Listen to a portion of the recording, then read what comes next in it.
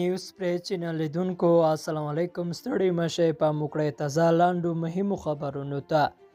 له خیراتان بندر هیواد ته د توکو واردات پیل شوي دي. په شمال کې طالب چارواکو رسنیو ته ویلي چې تر یوې لنډې وقفې وروسته د خیراتان بندر له لارې هیواد ته صادرات پیل شوي او له ازبکستان څو لړۍ خوراکي توکي هیواد ته راوړل شوي دي. بلخوا په بلخ کې د سوداګرۍ او پانګونې د اتاقونو سرپرست حسین انصار وایي چې خیراتان بندر له 2 ورځو راپه دېخوا پرانیستل شوی دی او د خوراکي توکو څو لړۍ هیواد ته دننه شوي دي.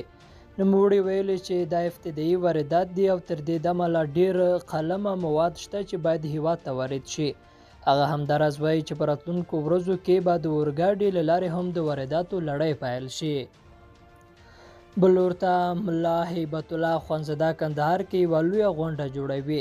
طالبان وایي چې مشر یې ملا هیبت الله خوندزاده په کندهار ښار کې دی او افغانستان کې د امریکا د پوځي ماموریت له پای ته رسیدو وروسته به کندهار کې یوه لویه غونډه جوړه کړي. د ازادۍ راډیو خبریال د طالبانو د ځایي سرچینو په حواله وایي چې د غونډه کې به د راتلونکي نظام د جوړېدو او څرنګوالي پر لارو چارو خبرې کیږي. د کندهار په واټونو کې هم د طالبانو د مشر ملا هیبت الله خوندزاده انځورونه لیدل کیږي چې دغه ښار ته د هغه د هرکلي په هدف بند شوي دي. پرون د طالبانو ویاند ذبیح الله مجاهد هم ازادۍ راډیو ته وویل چې مشر یې کندهار کې دی او مناسب وخت کې به ولس ته ځان ښکاره کړي. او امریکا په کابل کې د داعش ضد خپل وروستي برید کې ملکي تلفاتو په اړه څېړنه کوي. د امریکا د مرکزي قماندانۍ قماندان وایي د هغو راپورونو په اړه څېړنه کوي چې وایي په کابل کې د اسلامي دولت د ډلې یا داعش پر یوه هدف د امریکا په هوایي برید کې ملکیانو ته تلفات رسیدلی دي. د دې قماندانۍ ویاند بیل اوربان ویل دغه برید وروسته یې د ملکي تلفاتو په اړه راپورونه ترلاسه کړي او هغه څېړي.